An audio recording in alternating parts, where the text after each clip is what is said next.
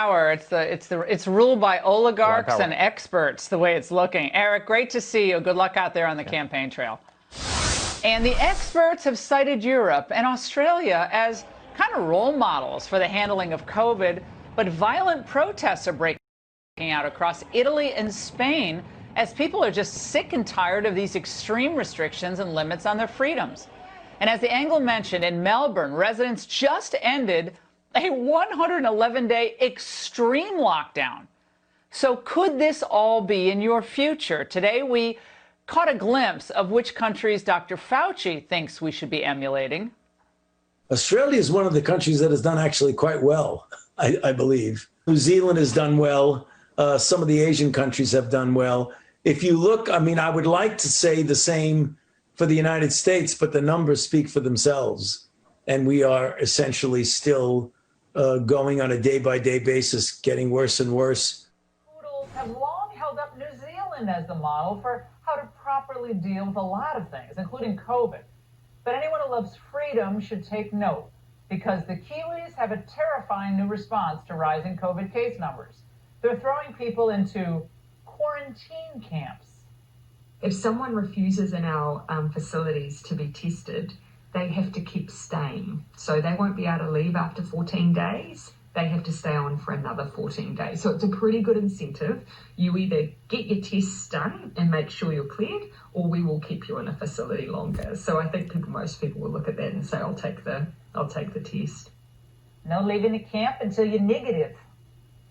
The left's other COVID role model, the EU, is taking equally drastic measures. They're requiring government officials to use thermal imaging cameras designed by a Chinese company, the same one that provides surveillance equipment to the concentration camps that they call re-education camps for the Uyghur Muslims. Joining me now is Victor Davis Hanson, Hoover Institution Senior Fellow. Victor, are these the type of scenarios we're going to be facing under a Biden administration? Yeah, it's frightening. I mean, here the virus started in China, it was spread from China, and now China is offering the West the methodology and technology of fascism to supposedly cure what they started. It reminds me of Crassus in Rome. You know, he had the private fire brigade. He pulled up when a fire was devouring a house, and he said, for a price, I'll be willing to put your fire out, but better yet, I'll buy it at rock bottom prices.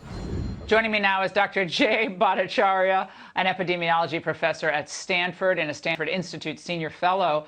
Dr. Bhattacharya, if Dr. Fauci's holding up Australia as the gold standard, can we assume he would advocate, if he was really being really open, similar lockdown measures here if he had the chance?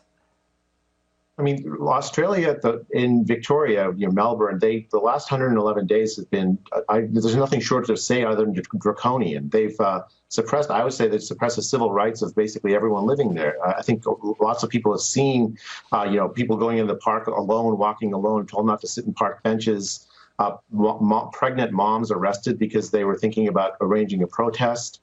I mean, I think if that's the model, I don't think Americans will accept that.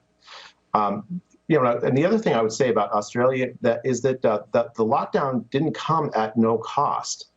In Australia, in Melbourne, from the lockdown, we've had a 30% increase in suicide attempts among adolescents and young adults over that period.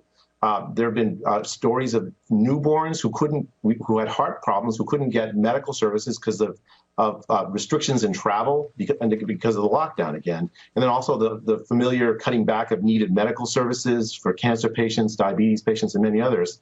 Lockdowns don't come at zero cost. But also, Dr. Bhattacharya, sorry to interrupt, but is there any evidence that a lockdown has ever, or a quarantine, whatever you want to call it, of a nation as large as the United States would be feasible, practical, unless you're going to call out the military on the people, or that it would actually work? Because presumably you would open up the country at some time, correct? Yeah, I mean, no lockdown in history has ever eradicated a disease. Even for a place like Australia, which is an island continent, they're not disconnected from the rest of the world. They'll have to continue to do lockdowns forever if they want zero COVID. In the United States, zero COVID is not a possible outcome. It simply would come at too high a cost. We'd have to destroy the nation to get to that point. Well, there are a lot of people who think that's part of the goal here. I end up, resetting the nation or whatever you want to call it in order to force new social change. California, which you know well, you hail from, in California, Governor Newsom actually has restrictions in place about how you can celebrate Thanksgiving. I guess it's like a 2-hour limit or what? I mean, America, are you paying attention? Is this really happening in our country? The answer is yes. And it'll be nationwide if Biden wins. You're allowed to go into the bathroom once, though, as long as it's sanitized.